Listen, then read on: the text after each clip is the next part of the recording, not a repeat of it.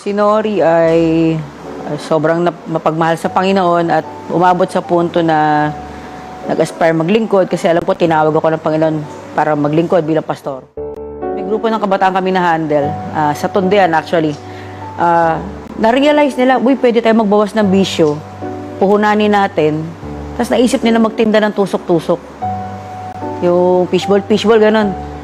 Ang nag-end up yun na lumapit kami doon sa church kung nasaan kami nandun. Yung mga bata kasi willing na sila, magbabagong buhay, paunti-unti, magtitinda, pero kulang sila ng gamit pang luto.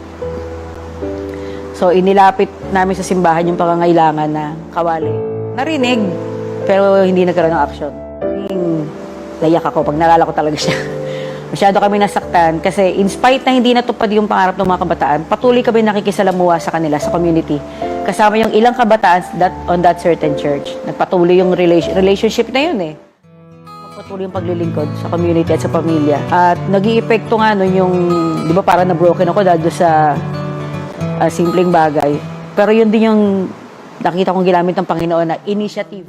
Malaking impact yung kawali. Halin mo yung pamilya mo, i-provide mo, pero huwag kang pumikit sa mga nangyayari sa kapaligiran.